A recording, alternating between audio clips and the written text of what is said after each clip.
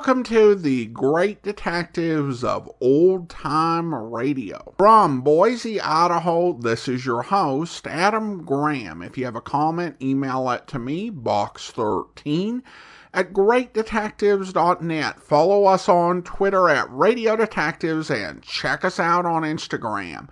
Instagram.com/greatdetectives. If you're not subscribed to the podcast, I encourage you to do so with your favorite podcast software, whether it's Google Podcasts, Good Pods, or the Amazon Music app at amazon.com/OTR Detectives. Also, I do encourage you to check out my ebooks, All I Needed to Know I Learned from Dragnet, and All I Needed to Know I Learned from Columbo. Each examine the careers and histories of 7 great fictional detectives and policemen and life lessons that can be learned from them. You can find the ebooks wherever fine ebooks are sold, or also check out the audiobooks through audible.com or the Apple Store. And you can get all my books, ebooks, and audiobooks at store.greatdetectives.net. Well, now it's time for this week's episode of Philo Vance. The original air date, December 6th, 1949, and the title is The Birdcage Murder Case.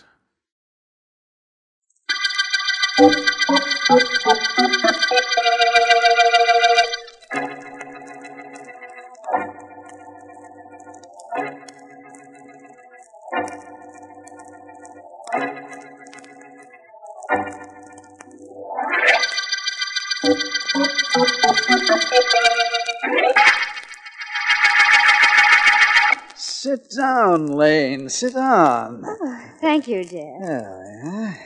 Let me tell you, I'm rather surprised that you're coming here. It's more than a social visit, Jeff. Is your wife here?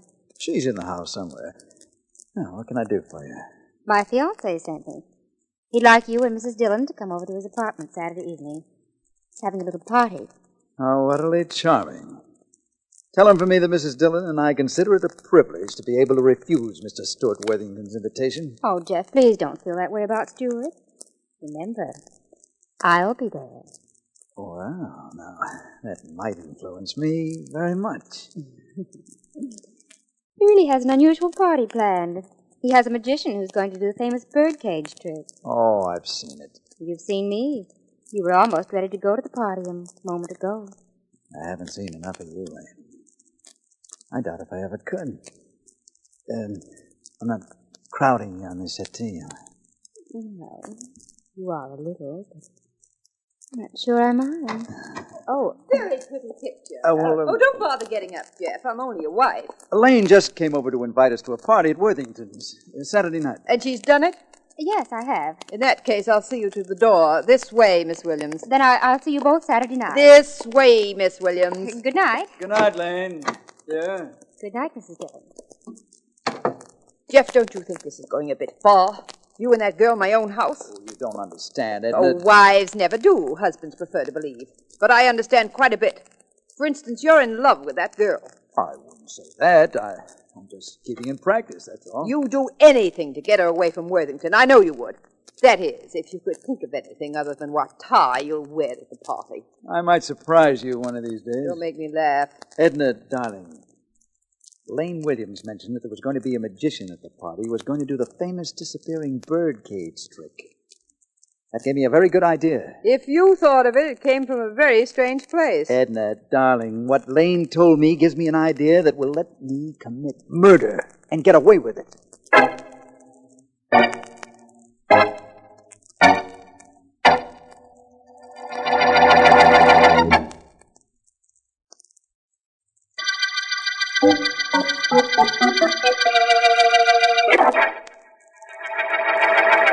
What about it, Scotty? What about it?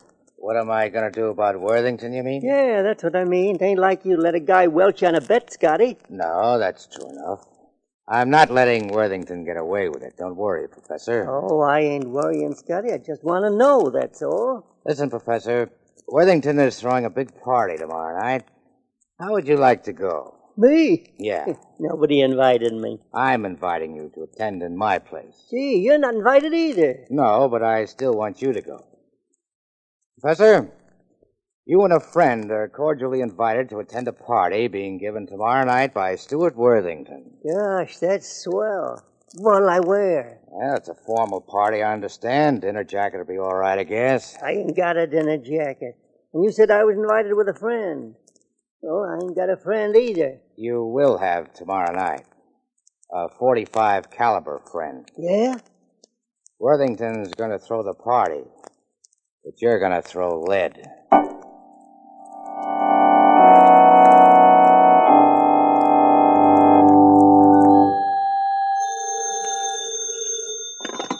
Philo Vance speaking. Vance, Yes? this is Lane Williams. Do you know me? I don't think so. Well, it doesn't matter. I'm engaged to Stuart Worthington. You know him, don't you? Slightly. What's the trouble, Miss Williams? Well, I don't know yet. Only I'm sure there's going to be trouble. Stuart's made a lot of enemies, and he's gone out of his way to hurt certain people who won't take hurting. Who, for instance? Well, Jeff and Edna Dillon. Either one or both of the Dillons is liable to explode at any moment. Well, just keep Worthington out of the way of the explosion, and nobody will be hurt. Vance, listen to me. It isn't only the Dillons. There's a gambler named Scott whom Stuart has been dating, and I heard Scott threaten my fiancé only this morning. That's why I called you, Vance. Stuart's giving a party tonight. Please come, and bring the district attorney with you. Well, I'll ask Mr. Markham if he can make it, Miss Williams. Who else will be there? I don't have a list of the guests, but one thing I'm sure of. One of them will be a murderer before the night's over.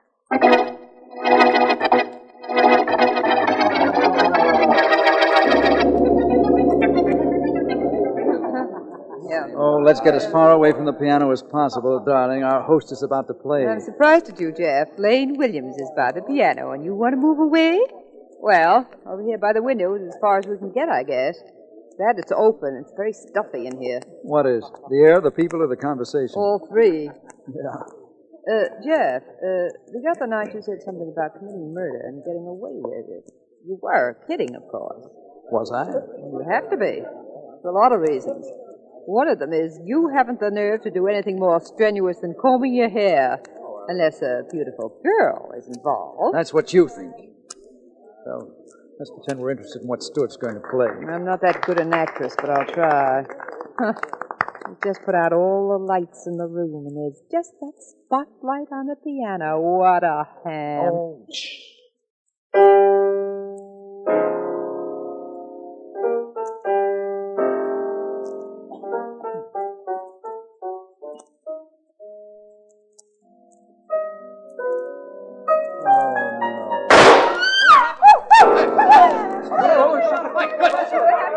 All right, everybody, stay exactly where you are. Come on, Markham. Somebody turn on those lights. Vance, look what happened. Oh, poor Stuart. I see what happened. You are Miss Williams, aren't you? Yes, I called you. I had reason, too. You can see that now. Yes, I can. This is District Attorney Markham. We'll take over now. Everybody, please stay exactly where you are. Markham. Yes, Vance. Stay with me. This might be one of the quickest cases we've ever been on. I hope so. Mr. Vance, the shot came from over there. I practically saw the flash of the gun. It came from that direction over there by the window where Mr. and Mrs. Dillon are standing. Oh, well, that simplifies things a bit. Markham, that window's open. Do me a favor. See what you can find out about the ground underneath the window. Perhaps the shot came from outside. I'll be right back, Vance. Now, listen, everybody. Please. Murder has been committed. For the time being, at least, I represent the police. I've been told that the shot came from the direction of the window. Do you all agree it did? Mr. Dillon, stay where you are. I'm coming over to you. Come on. Who's stopping you? My name is Philo Vance. I'm here tonight because I understood there was trouble between you and Worthington. I guess it might be called trouble. I always regarded it more as a clash of personalities. Oh, my wife, Mr. Vance. How do you do? How do you do? Everybody seems to agree that the flash of the gun came from over here by the window, Dillon. Are you carrying a gun? Look for yourself. He's got a gun, Vance. He has to have a gun. Either he or his wife did this. Miss Williams is a rather hysterical girl, isn't she, darling? Terribly. The gun is still on them someplace. They didn't have a chance to get rid of it. Look for it, Vance. I will, Miss Williams. I've gone over Mr. Dillon's pockets pretty well. He has no gun. Mrs. Dillon, I'll call for a police matron and have you searched. Vance, you can see I couldn't possibly have a gun on me. Yes, that's true. But apparently one of you had a gun, unless the shot came from outside. And in that instance, please accept my apologies. I saw the flash, I tell you, Vance. It came from over here by the window. It still could have come from outside, Miss Williams, providing the killer stood at the window. If I remember correctly, there's a garden of some kind outside this window. If anybody stood there, and he'd have to be there to fire the shot, his footprints would be pretty discernible, I'd say. Right now, what you say... Well, Vance, I've just been outside. Yes, Markham. What did you find? Nothing. There's a stretch of soft ground 8 feet wide, right underneath the window. If anybody stood out there by the window to fire the shot, he'd have left footprints. And there aren't any? No. Well, this is something. The man is shot to death in this room, and almost as he was killed, he came in. Nobody moved, and everybody agrees the shot came from this window. Yet we can't find a gun on the two people in front of the window. And there's indisputable evidence that nobody stood outside and fired the shot. We have a mystery, don't we, Vance? Markham, my friend, there is an understatement if I ever heard one.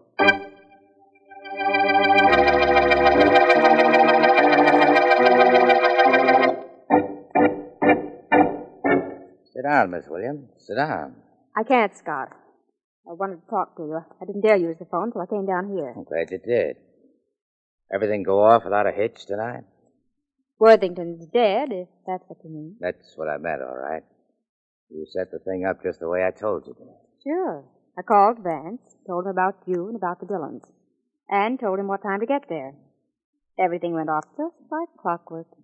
As he opened the door, the shot was fired. When I plan a thing, I plan it good. Yes, you do. My friend, the professor, did his work pretty well.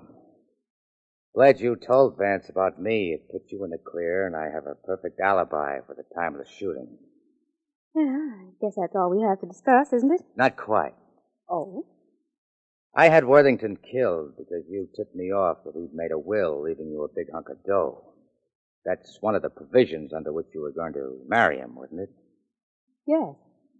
You promised me $10,000 for the job. That's right. Now, that's very good, Miss Williams. But in lieu of what you're getting, we'll just consider that a down payment. Okay?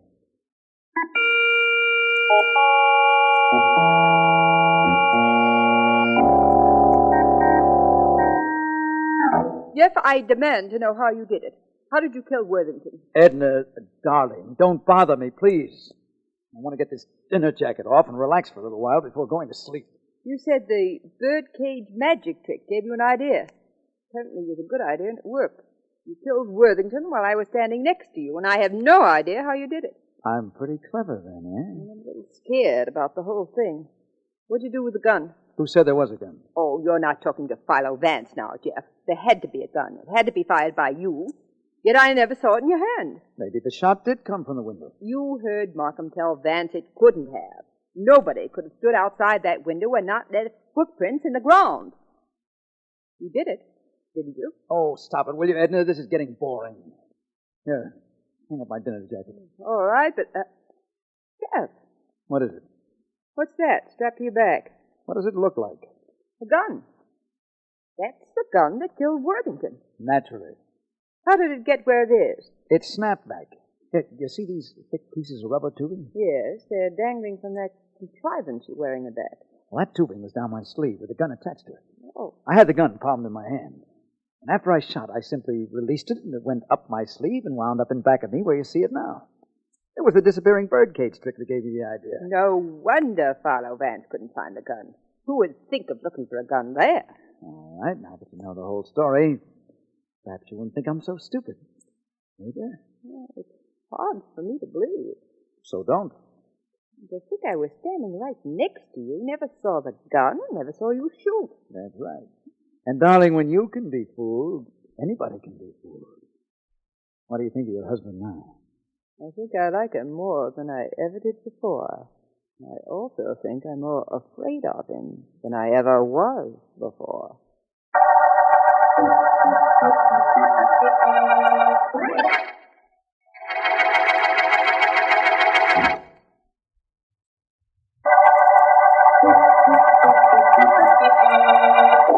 This is District Attorney Markham. Our present murder case opened with the killing of Stuart Worthington while he was seated at the piano in his living room. We know the shot that killed him came from the direction of the window, but neither of the two people in front of the window had a gun, nor could they have gotten rid of any gun.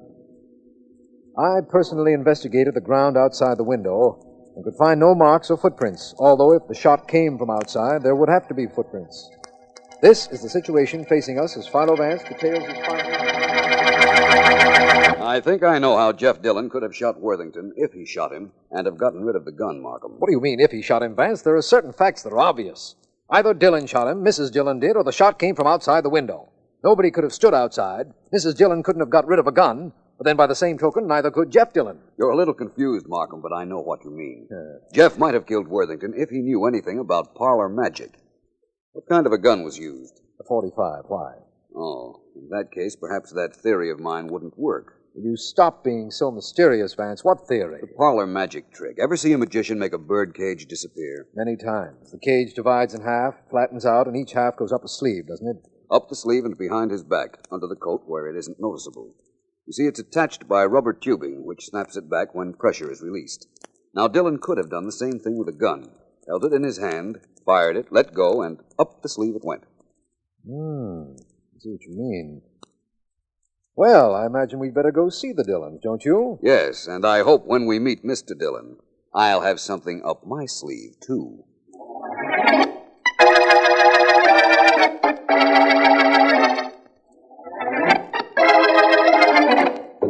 I'm glad you think I did a good job, Scotty. Very glad. You did a very good job, Professor, and I'm proud of you. And I've paid you. Only from what I read in the papers, you couldn't have stood outside the window. Where were you? In the room? Nope. I was outside. You must have been pretty close to the window if people inside saw the flash. I was. Right at the window. And you left no marks on the ground. How did you do it? Gee, I'm sorry, Scotty, but that I figured out for myself. If you don't mind, I don't want to tell you. Do you mind? No, I guess not. Where's the gun you used? Here it is. 45. You want to get rid of it? Of course. Let me have it. Sure. Here you are. Professor. Yeah? What did you ask me just now? Huh? About the gun? I asked you if you wanted to get rid of it. That's what I thought. Well, I told you a lie. Did you, boss? Yeah. I don't want to get rid of it. I want to get rid of you.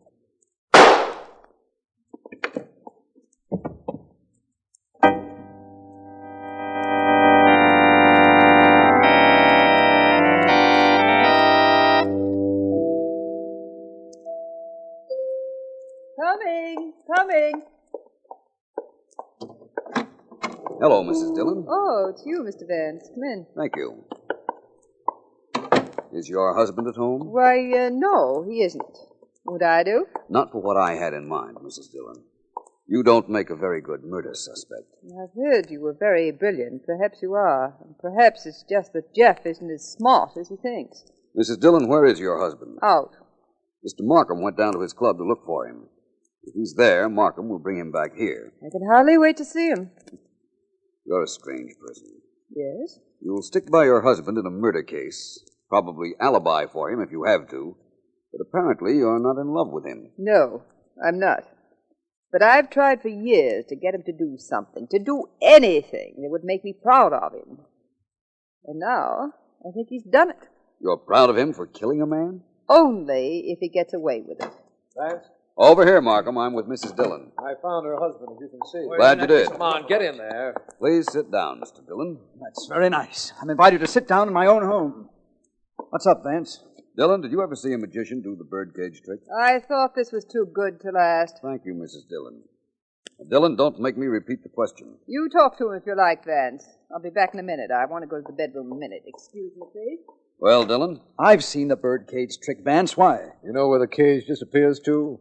Not me. I'm one of those people who like to be fooled. I never bothered to figure out how it was done. That's possible, of course, but I believe that... Vance, you were asking about the birdcage trick. It worked with heavy rubber tubing like this, didn't it? Why, yes.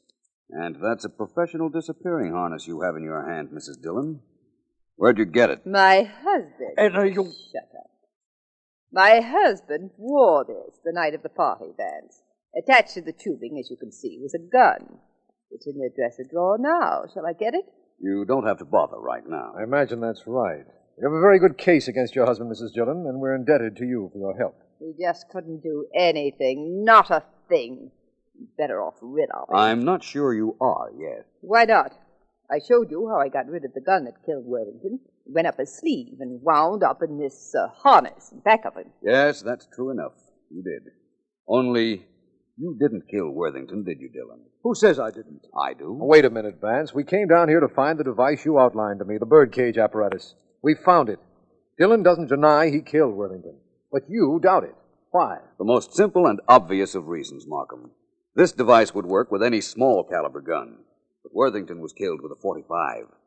A .45 is much too large to go up a sleeve. No, Markham, I'm afraid we'll have to look somewhere else for our murderer.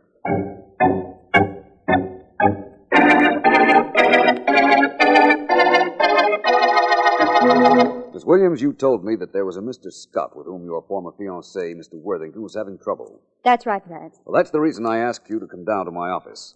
Where can Scott be reached? He has an office, I think. It's in the book. Oh, excuse me, please. Certainly.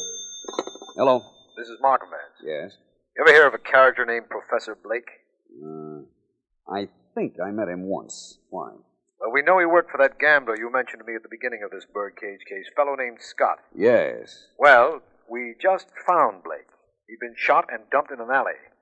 He lived quite a while after he was shot, apparently, because some people heard him moaning and called the police. I just thought you might want to know. I most certainly do. I think this ties up very nicely, Markham. Leave everything to me, my friend. I'm going to make one other telephone call to a person who won't want to talk to me at all. But then again, he won't know it's me.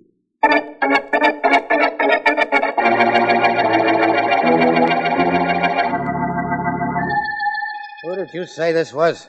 Me, Professor. Gotta help me. Where are you? The shack on Water Street. I'm hurt. Bad, boss, but you didn't kill me.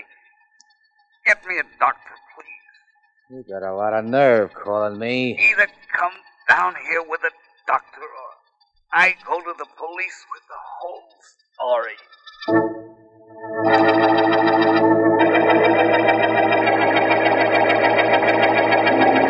This is a pretty disreputable-looking shack, Vance. What are we doing here in the dark? Waiting I know that, but for what? for the man who killed Professor Blake.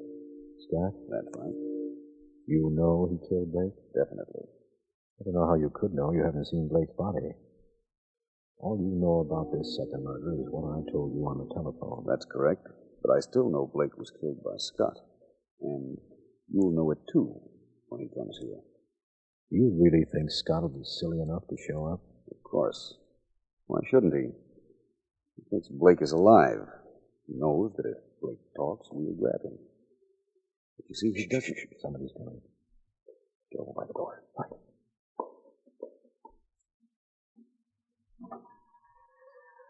Professor. Professor, where are you? Over here. Put a light on. I can't see you. Did you bring... Oh, my shot didn't kill you, did it? No. It should have. I've got to do this all over again. Where are you? Where are you? I hear you moving around, Blake, but you can't move very far. You're hurt too bad. I'll get you as soon as I find a match. No, don't. Oh, over there, are you? I can only risk one shot, so I want to make sure. After all, Professor, you shouldn't feel too badly about being shot. You knocked off Worthington, didn't you? You hired me to do it? Of course. And now I'm paying you off. Now, where are you? Yeah. Over here. Get this over with. You bet I will. So you're in this corner, huh? Well, it'll all be over In no time, Scott. Hey, who are you? Better hit him again, Markham. He's tough. Well, Vance, I rather enjoyed that. So, we have the mastermind that plotted Worthington's death right here, eh? Apparently. And the actual murderer, Blake, is dead. Vance, I'd like to know how Blake did that shooting without being in the room. You remember, of course, if he shot from outside the window, we'd have seen footprints. Yes, I remember. The way to do that is simple, Markham. Take this Scott downtown and then meet me at the Worthington house, and I'll show you how that was done.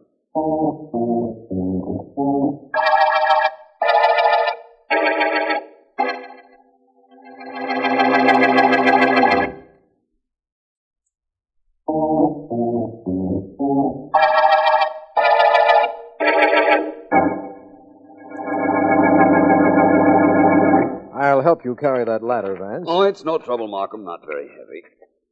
This is what Professor Blake used the night Worthington was shot. He carried this ladder across the lawn, as I'm doing now, over to the window. Well, here we are. What now? Well, next he rested the ladder on the ground, leaned it against the window, climbed it, and shot. But in that case, there'd be ladder marks on the soft ground, Vance, and there weren't any. I'll move this ladder back on the lawn. There. Now I'll lean it against the window, like this. Now, see why there were no marks? Well, of course. The ladder was resting on the lawn. After he fired from the window, Blake climbed off the ladder, carried it back to the Worthington garage, and fled. That's right. We now know that he was working for Scott. Who, in turn, was working for the girl, Lane Williams. That I never even suspected. I'll tell you a little secret. Neither did I. But like all rats, Scott didn't want to sink alone. When he knew we had him cornered, he wanted to drag Miss Williams with him. That's right. Of course, you never explained about the Dillons. Why didn't Jeff Dillon deny he killed Worthington? Why didn't he deny it? Because he wanted to be a hero in his wife's eyes, Markham. And he thought she'd like the fact that he'd done something unusual, like killing a man. That's hard to understand. I know, but the fact remains that it's so. He admitted it to me. Said he wanted to get in the middle of a murder. For a while, he certainly was in the middle, too. But that isn't important now. Now that we're at the end of the Birdcage murder case.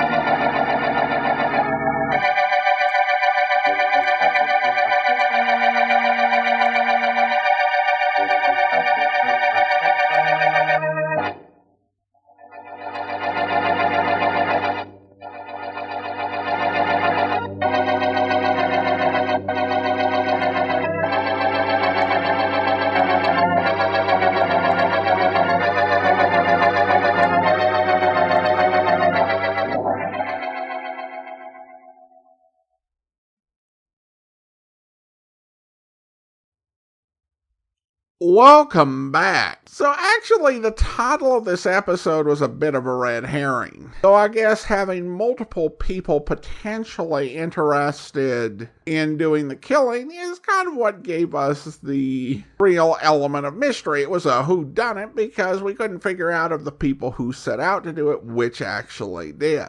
Killing off the hired gun always makes things more complicated, and that's the whole reason Philo Vance was able to solve the case. It also has to be said that you are in a messed up relationship when the best way you have to win back your wife's favor is by committing murder. I mean, it was crazy that actually worked. You're like, and she just seemed so impressed that he had committed the murder. It's like she was as happy that a murder had been committed as Philo Vance. I mean, that's just really far too happy about murder. Well, now it's time to thank our Patreon supporter of the day. Thank you to Dan, Patreon supporter since March of 2016.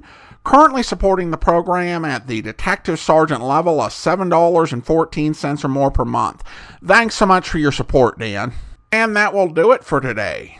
If you want to be sure to never miss an episode, I encourage you to subscribe to the podcast with your favorite podcast software, whether it's Podchaser, Podcast Addict, or the Amazon Music app at amazon.com/ODR Detectives. Also, if you are enjoying the podcast, please rate and review it wherever you download the podcast from. Next Tuesday, we'll be bringing you Dr. Tim Detective. And next Thursday, we'll be back with another episode of Philo Vance. But listen in tomorrow for an episode of yours truly, Johnny Dollar, where... I don't know who the main office is blaming it on, but I I think you'll find that Floyd and I were anything but careless. Well, we've got 5 years without a loss behind us to prove that. Were you in the habit of keeping that much money in your office safe? Well, it wasn't my idea, nor to my liking. It was because of a company rule. They were worried about conditions on this side of the Pacific and ordered us to stop banking our cash here. Instead of the usual yearly transfer, our money has been going to the States once a month. I didn't save much this time. No. Now, what about this clerk, Dan Blake? Oh, don't get me started on him. Now, there's nothing proved yet, Irving. Now, what's it going to take to open your eyes, Floyd? We don't agree on just what to think about Dan, Mr. Dollar. In spite of the circumstances, I find it almost impossible to believe that Dan would do this to me. Or could he have done it? Of course he could. He had access to the office. Yes, that's true, but I can't forget that he was a very good friend of mine. He was like a son to me.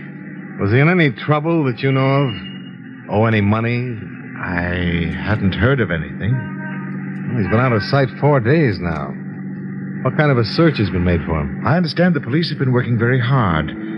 They classify him as the chief suspect, too. But you got to realize that the Philippines aren't like the States, Dollar.